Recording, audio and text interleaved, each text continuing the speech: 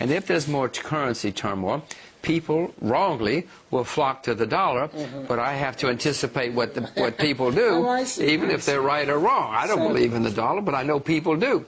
So I own some dollars at the moment. So a financier is the person who knows economic, who watches the politics, but judges psychology. Yeah, you have to do what the market's going to do. I can't stand there and say to the market, you're wrong. I'll go broke.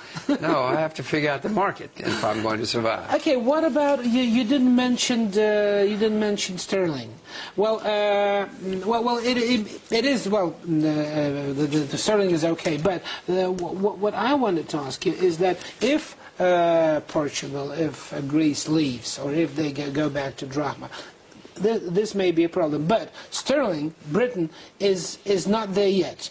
If Britain decides to enter the Eurozone, will this be a decision meaning that here we are, that Euro is there for ages? Well, now that would be a shock if Europe, I mean, if England, the Great Britain decided to join the Eurozone. That would be a great boost for the Euro.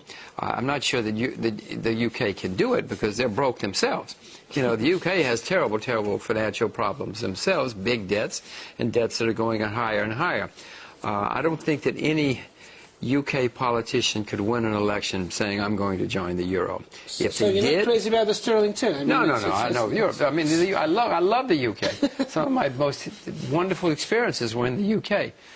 But they're in trouble too. I mean, look at their finances. They have running big deficits, huge debts.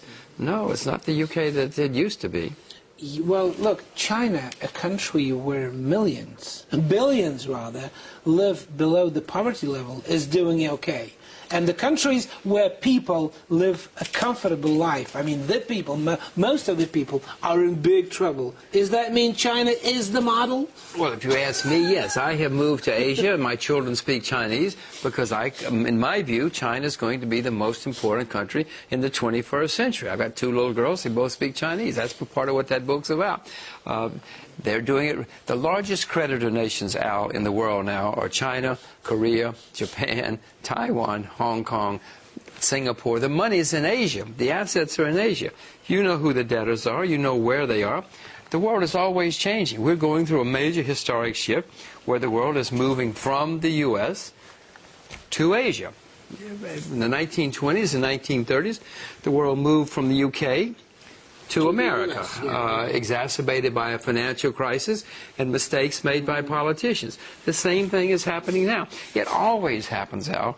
The thing that's the norm, that's normal in the world, is change. And we're having more change as we sit here. But my point is that the better the Chinese economy will do, the more people there will live a better life. Does it mean when the majority of the Chinese people will be living decent lives, they will be having problems too? Well, and probably the center will move to Africa? Eventually, 100 years from now, whatever, yeah, the Chinese are going to be on top of the world, and then they'll get fat and lazy and sloppy, and they'll start declining too. Is that the problem with Americans and the British, that they got fat and lazy? I wouldn't say so. They got rich. They got very successful.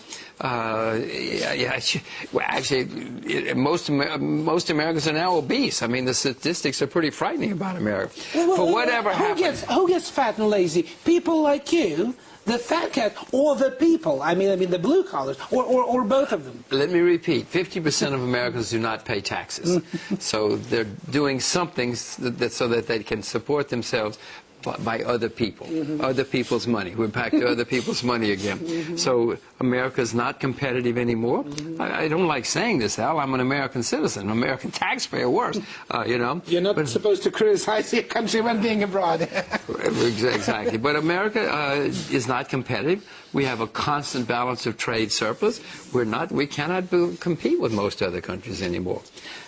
We've got an email from one of our listeners who knew you were coming, and here's what he writes. Do you prefer commodities, first of all, gold and silver for investment? Why, and for how long will their prices continue to I much prefer real assets, because if the world economy gets better, Al, the price of commodities is going to go higher because of shortages.